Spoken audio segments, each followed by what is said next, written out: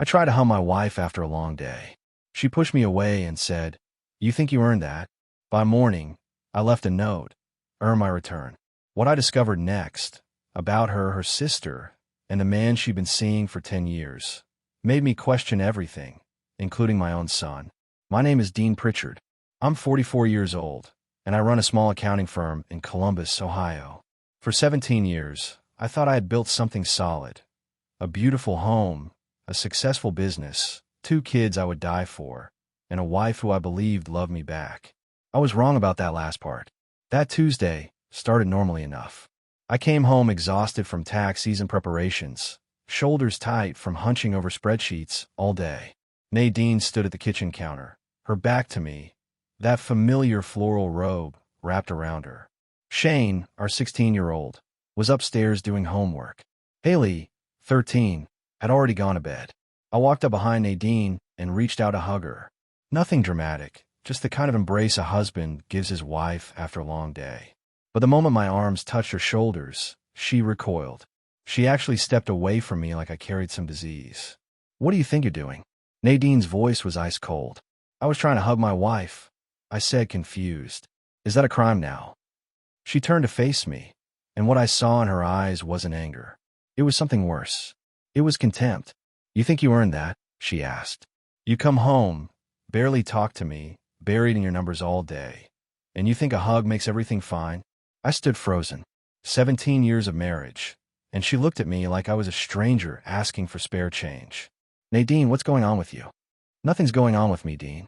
Maybe something's finally going right." She walked past me without another word, taking her tea upstairs. I stood in that kitchen for 20 minutes, replaying every moment, wondering when my wife had become someone I didn't recognize. I didn't sleep that night. Instead, I sat in my home office, staring at our wedding photo on the shelf. By 4 in the morning, I had made my decision. I packed one bag with essentials and wrote a note on the kitchen counter where she'd find it with her morning coffee. For words, earn my return. Dean. I left before sunrise, before the kids woke up, before I could second-guess myself. I didn't know where I was going. I just knew I couldn't stay in a house where my own wife flinched at my touch. I drove for 3 hours without stopping. The sun came up somewhere around Zanesville, painting the highway in shades of orange I would have appreciated on any other day. But that morning, all I could see was Nadine's face, that look of pure disgust when I tried to hold her. I found a motel outside of Cambridge, one of those places where nobody asks questions and the coffee tastes like yesterday's regrets. The room smelled like cigarette smoke and pine air freshener, but it had a bed and a lock on the door. That was enough. For the first few hours, I just sat there. No television, no phone calls, just silence and the hum of the ancient heating unit. My mind kept replaying the last year, searching for clues I might have missed. The late nights Nadine claimed she spent with her sister Denise. The business trips that seemed to multiply. The way she started sleeping with her phone under her pillow. Around noon, I finally turned on my phone. 14 missed calls. 8 from Nadine, 4 from Shane, 2 from my brother Stuart. I ignored them all and opened our family phone plan account instead. What I found made my stomach turn. One number appeared over and over in Nadine's call history. Always after 10 at night. Always when I was asleep or traveling for client meetings. The calls lasted anywhere from 45 minutes to 2 hours. This wasn't a friend catching up. This was something else entirely. I didn't recognize the number, but the area code was local. Whoever this person was, they lived close enough to be dangerous. My hands trembled as I scrolled through 3 months of records. The pattern was meticulous. They never called during family dinners. Never on weekends when I was home all day. Whoever Nadine was talking to, they knew my schedule. They were careful, calculated. I wrote down the number on a motel notepad and stared at it for a long time. Part of me wanted to call it right then, demand answers, hear the voice of the man who might be destroying my marriage. But I wasn't ready for that conversation. Not yet. Instead, I called my brother Stuart. "Dean, where the heck are you?" Stuart's voice was tense. Nadine called me crying, said you left in the middle of the night. Shane's worried sick. "I'm fine," I said. "I just needed some space." Space from what? What happened? I told him about the kitchen, about the hug, about the words that felt like a slap across my face. Stuart listened without interrupting, which wasn't like him at all. When I finished, he was quiet for a moment. Then he said something that stopped my heart. Dean, I wasn't going to say anything, but maybe now's the time. Last month, I saw Nadine at that Italian place on 5th Street. She wasn't alone. Some guy in a suit. I figured it was a client meeting or something, but they were sitting pretty close. Did you see his face? Tall guy, maybe mid-40s. Gray at the temples. Looked like money. I thanked Stuart and hung up. My wife wasn't just cold. She wasn't just distant. She was living a double life, and everyone seemed to know except me. I looked at that phone number again.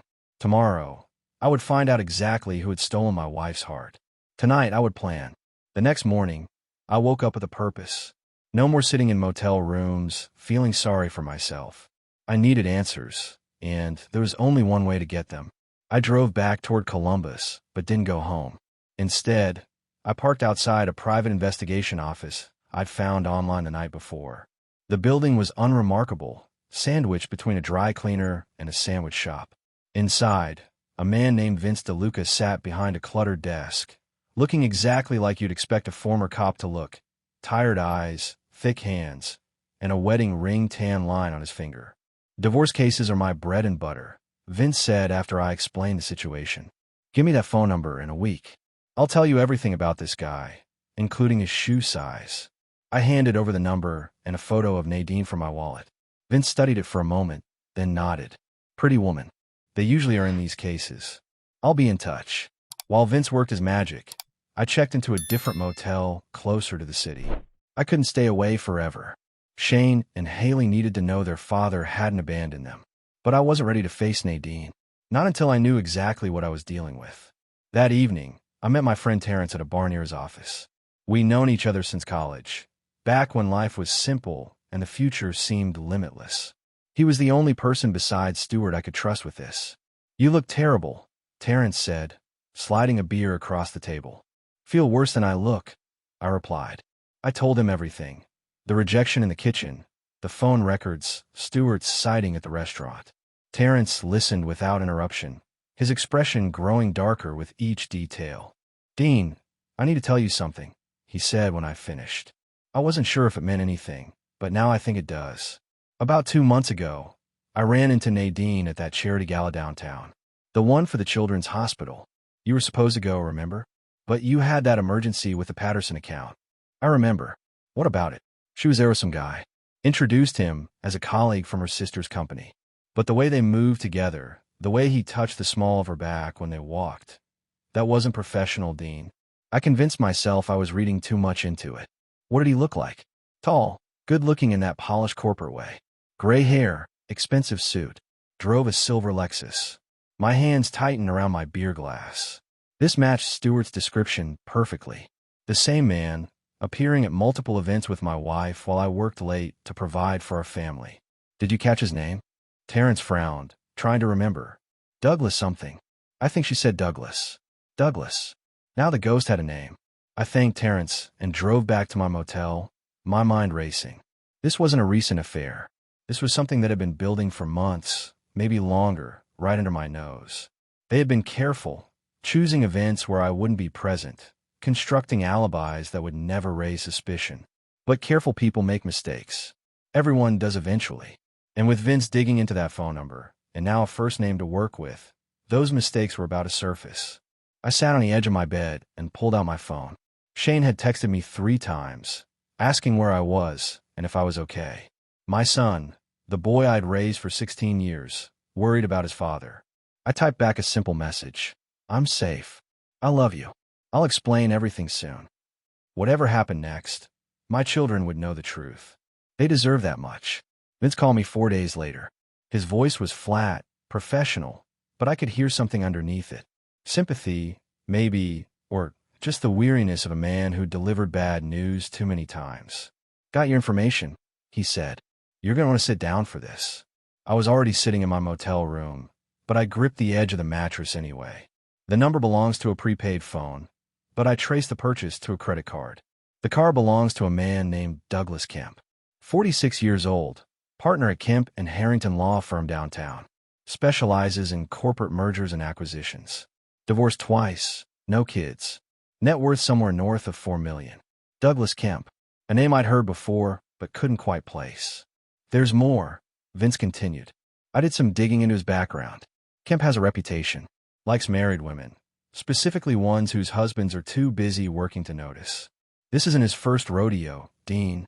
3 years ago, he was named in a divorce case as the other man. The husband tried to sue him for alienation of affection, but Kemp's lawyers got it dismissed. A professional homewrecker. That's who my wife had chosen over me. What about Nadine? Any evidence they've been meeting in person? I've got photographs from last week. Before you called me, they met at a hotel outside the city, the Marriott near the airport. Stayed for 3 hours in the middle of the afternoon while you were probably at work and your kids were at school. 3 hours. In a hotel room. While I ran numbers for clients who trusted me to handle their finances, my wife was handling something else entirely. Send me everything, I said. Photos, records, all of it. Already in your email. Dean, one more thing. I looked into your family's finances like you asked. There's a second mortgage on your house, taken out 8 months ago for $180,000. The signature is your wife's, but the paperwork lists both of you as borrowers. I felt the room spin. I never signed anything like that.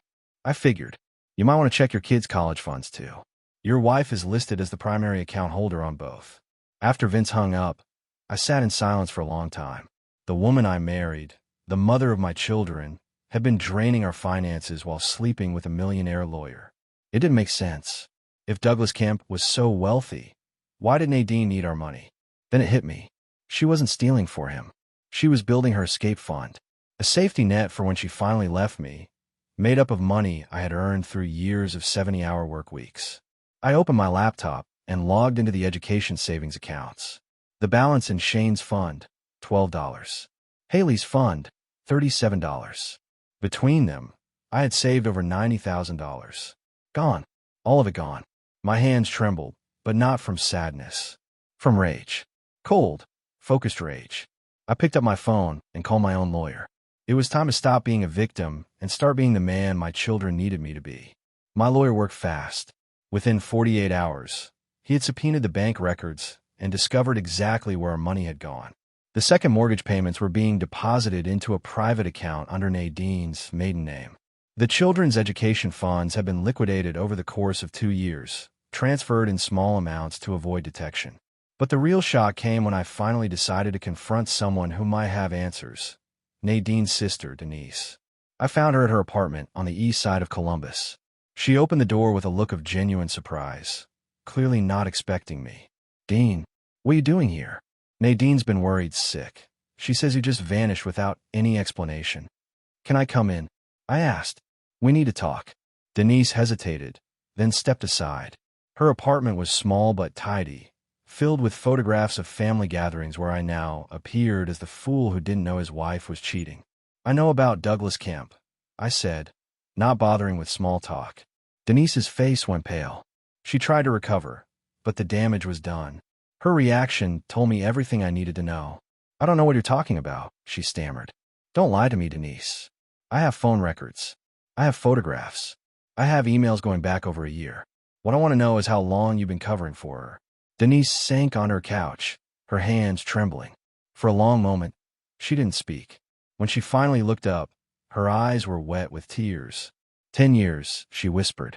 The words hit me like a freight train. 10 years. Not months. Not a year or two. A decade. What did you just say?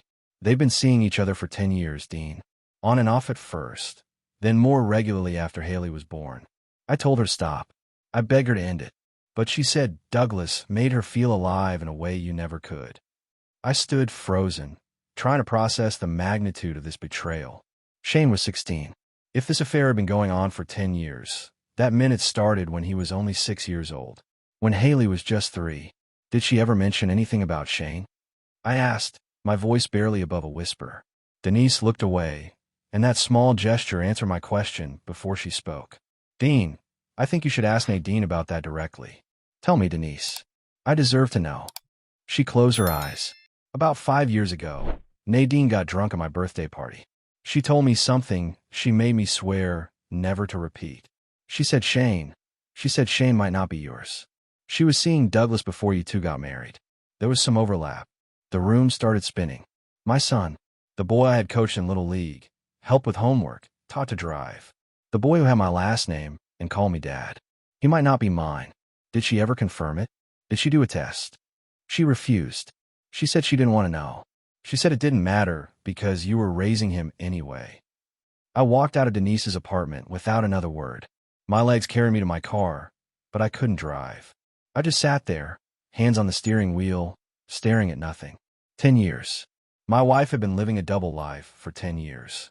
And my son, the child I loved more than anything, might be the biological child of the man she was sleeping with. I pulled out my phone and searched for DNA testing services. There was a clinic 20 minutes away that offered same-day paternity tests. All I needed was a sample from Shane. Tomorrow, I would know the truth. And whatever that truth was, it would change everything. Getting Shane's DNA was easier than I expected. I called him and asked if he wanted to grab lunch, just the two of us. He agreed immediately, clearly relieved to hear from me after days of silence. We met at a diner near his school. Shane looked tired, dark circles under his eyes, his usual easy smile replaced by worry. "Dad, what's going on?" he asked before we even ordered. "Mom says you're having some kind of crisis. She says you need space, but she won't explain anything. I've been going crazy." "I'm fine, son. Your mother and I are having some problems, but that has nothing to do with how much I love you and your sister." "What kind of problems?" I wasn't ready to tell him everything. Not yet. Not until I knew whether the boy sitting across from me shared my blood. "Adult problems," I said. "Things that happened between your mother and me. But I promise, when the time is right, I'll explain everything. For now, I just needed to see you." We talked for an hour about school, about his plans for college, about the girl he'd started dating. Normal father-son conversation, except nothing about it felt normal anymore. When Shane got up to use the restroom, I grabbed his soda cup and slipped it into a plastic bag I'd brought specifically for this purpose. His saliva would be enough for the test. 2 days later, I sat in the DNA clinic waiting room, my heart pounding against my ribs. The technician called my name and handed me an envelope. Her face was professionally neutral, but something in her eyes suggested she knew this moment would change my life. I opened the envelope right there in the waiting room. Probability of paternity, 0%. The alleged father is excluded as the biological father of the tested child. 0%. Not low probability. 0. Shane wasn't my son. He had never been my son. For 16 years, I had poured my heart and soul into raising another man's child while that man was sleeping with my wife. I don't remember driving back to my hotel. I don't remember parking the car or walking to my room. The next thing I knew, I was sitting on the edge of the bed, holding the results in hands that wouldn't stop shaking. Douglas Kemp wasn't just Nadine's lover. He was Shane's father, and everyone knew except me. I thought about Denise, who had kept this secret for years. I thought about Nadine, who had watched me bond with Shane, who had let me sacrifice and provide and love, knowing the whole time that I was raising her lover's child. But most of all, I thought about Shane. That boy loved me. He called me Dad without hesitation, came to me with his problems, trusted me completely. And none of that was his fault. He was as much a victim in this as I was. I made a decision in that hotel room. Shane would always be my son in every way that mattered. Biology doesn't make a father. Showing up does. And I had shown up every single day for 16 years. But Nadine was going to pay for this. Not with anger, not with screaming, but with consequences. Legal, financial, and social consequences that would follow her for the rest of her life. I picked up my phone and called my lawyer. It was time to file for divorce. Nadine called me 2 weeks after I left. Not to apologize, not to explain, but to propose marriage counseling. Her voice was sweet, almost pleading, a tone I hadn't heard in years. "Dean, please.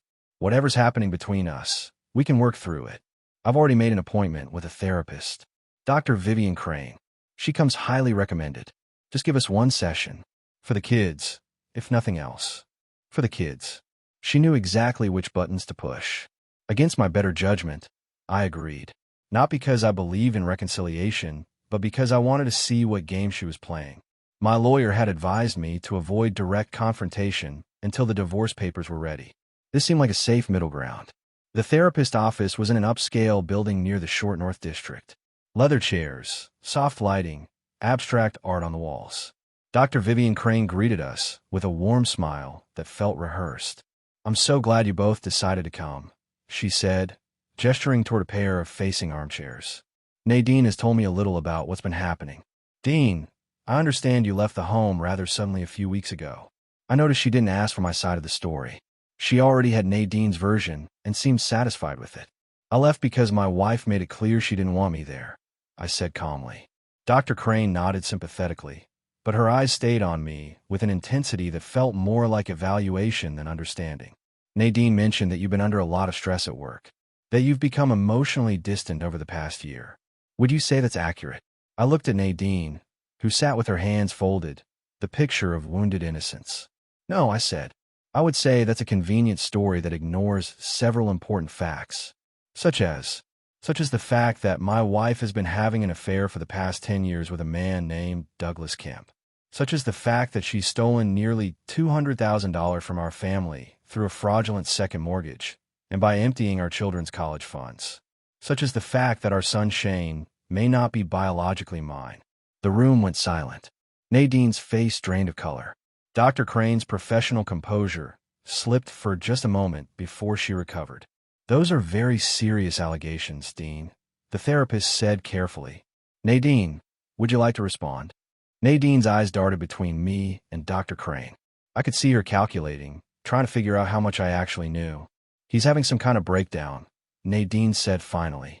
This is exactly what I was worried about. He's become paranoid, delusional. He needs help, Vivian.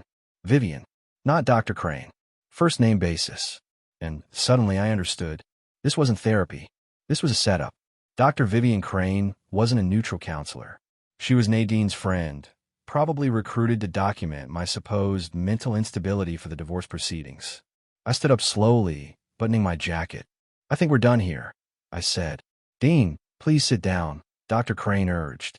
Running away from difficult conversations won't solve anything. I'm not running away. I'm recognizing a trap when I see one. Dr. Crane, how long have you known my wife? Before today, I mean. The therapist's hesitation told me everything. I don't see how that's relevant to our session. It's relevant because this isn't a session. It's an ambush. You were supposed to diagnose me with something, weren't you? Depression, paranoia, maybe a personality disorder. Something Nadine could use in court to paint me as unstable. Nadine stood up, her mask of innocence finally breaking. You think you're so smart, Dean. You think you figured everything out, but you have no idea what's coming. I smiled at her. It wasn't a happy smile. Actually, I know exactly what's coming. I'm filing for divorce tomorrow, and I have documentation of everything. The affair, the financial fraud, the forged mortgage documents. By the time my lawyer is finished, you'll be lucky to keep the clothes on your back. I walked out of that office without looking back. Behind me, I heard Nadine's voice rising in anger, demanding that Dr. Crane do something. But there was nothing left to do. The game was over, and she had finally realized she wasn't going to win. I didn't plan to tell Shane about the DNA test. Some secrets, I thought, were better left buried. But fate had other plans. 3 days after the therapy disaster, Shane showed up at my hotel room. I don't know how he found me. Probably tracked my phone through the family account. But there he was, standing in the hallway with red-rimmed eyes and a printed email in his hand. Is this true? He asked, holding up the paper. I stepped aside to let him in. The email was from Nadine to Douglas Kemp, dated 2 years ago. Shane must have found it on his mother's computer. You need to stop pressuring me about telling Shane. The email read, he's better off not knowing you're his real father. Dean has been good to him. Let's not destroy that. I sat down heavily on the edge of the bed. Of all the ways I imagined this moment, this wasn't one of them. Shane, sit down. Please. He remained standing, his whole body trembling. Just tell me the truth. Is Douglas Kemp my biological father? I couldn't lie to him. Not after everything. Yes. I had a DNA test done last week. The results confirmed it. Shane's legs gave out. He collapsed into the chair by the window, staring at me with a devastation I will never forget. You're not my dad? I am your dad, I said firmly. I've been your dad for 16 years. I taught you to ride a bike. I sat with you through every fever, every nightmare, every broken heart. I've loved you since the moment you were born. A piece of paper doesn't change any of that. But biologically, biology is just genetics. It's not love. It's not sacrifice. It's not showing up every single day. Douglas Kemp provided some DNA. I provided everything else. So you tell me, Shane, who's your real father? The boy broke down. He crossed the room and fell into my arms, sobbing like he hadn't since he was a little kid. I held him tight, my own eyes burning.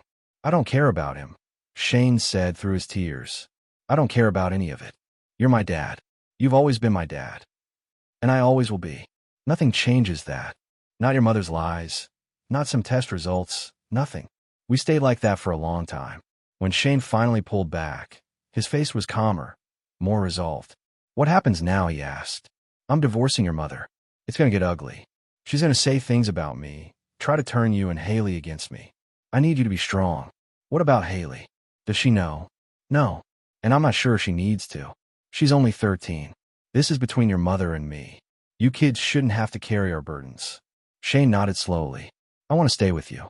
When the divorce happens, I want to live with you. That might be complicated. Your mother will fight for custody. Then we fight back, Shane said, and in that moment I saw myself in him. Not genetics, but character. The way a man faces adversity. Yeah, I agreed. We fight back. Together. The divorce papers arrived at Nadine's door on a Thursday morning. I know because my lawyer called me the moment the process server confirmed delivery. She's going to be served with everything, he said. The affair documentation, the financial fraud evidence, the forged mortgage papers. Her attorney is going to have a very interesting day. I expected Nadine to call me screaming. Instead, she showed up at my hotel room that evening, mascara streaked down her face, looking nothing like the cold woman who had pushed me away in our kitchen. Dean, please, she begged the moment I opened the door. We can work this out. I made mistakes, terrible mistakes, but we have 17 years together. We have children. Doesn't that mean anything to you? I leaned against the doorframe, arms crossed. It meant everything to me. That's why I worked 70-hour weeks to provide for this family. That's why I missed vacations and holidays to make sure Shane and Haley had college funds.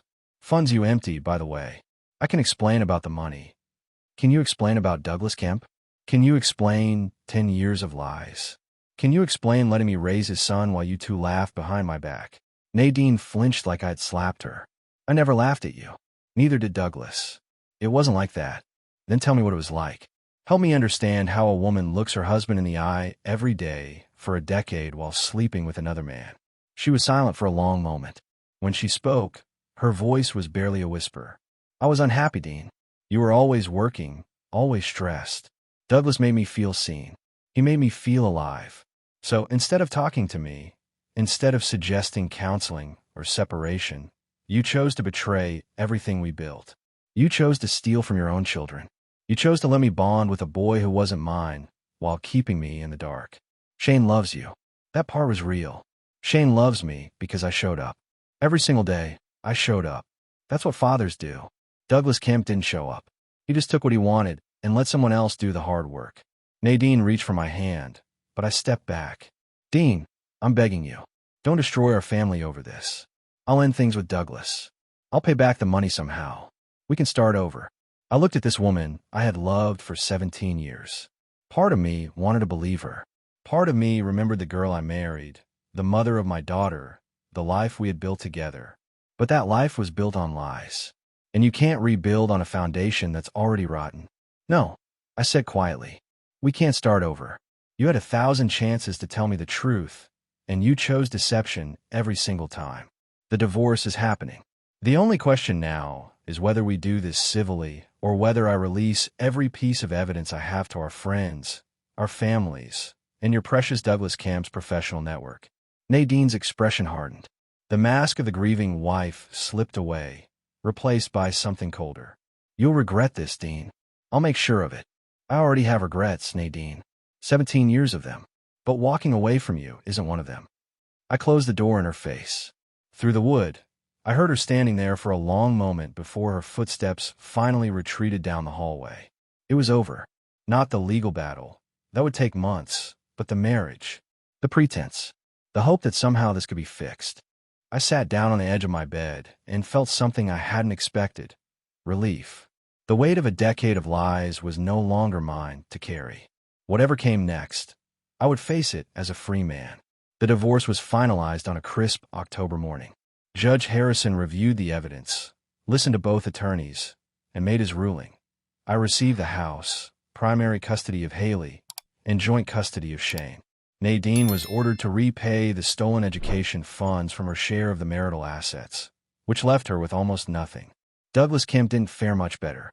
When his law firm learned about the forged mortgage documents, evidence my lawyer strategically shared with their ethics board, they launched an internal investigation. He wasn't disbarred, but he was forced into early retirement. His reputation in Columbus legal circles was destroyed. Nadine moved in with her sister Denise. Last I heard, Douglas had ended their relationship. Apparently, the affair was only exciting when it was secret. Once everything came into the light, he discovered he didn't actually want to build a life with my ex-wife. He just wanted the thrill of taking something that belonged to someone else. Shane graduated high school that spring with honors. He gave a speech at the ceremony about the importance of integrity, about how a man's character is defined not by his circumstances, but by his choices. I sat in the audience with Haley beside me, tears running down my face. After the ceremony, Shane found me in the crowd. "Thanks, Dad," he said, hugging me tight. "For everything. For staying. For fighting. For being my father even when you didn't have to be." "I always had to be," I replied. "That was never a choice. That was just love." Haley adjusted better than I expected. She was angry at her mother for a while, confused about why our family had broken apart. But kids are resilient, and with time and patience, she came to understand that some relationships can't be saved, no matter how much we might want them to be. I started dating again about 5 months after the divorce. Nothing serious at first, just coffee with a woman named Rebecca who I met through my accountant's wife. She was divorced too, with a teenage son of her own. We understood each other's wounds in a way that felt comfortable rather than forced. One evening, sitting on my back porch watching the sun set over the yard I had almost lost, I thought about that night in the kitchen. The night Nadine pushed me away and asked if I thought I had earned her affection. The truth was, I had spent 17 years earning things that should have been freely given. Love shouldn't require payment. Respect shouldn't be a transaction. A marriage shouldn't be a ledger of debts and credits. I had written "earn my return" on that note because I was angry and hurt. But looking back, I realized that wasn't really what I wanted. I didn't want Nadine to earn anything. I wanted her to love me the way I had loved her, unconditionally, completely, without keeping score. She couldn't do that. Maybe she never could. But somewhere out there, someone would. And in the meantime, I had my children, my integrity, and a future that belonged entirely to me. That was enough. That was more than enough.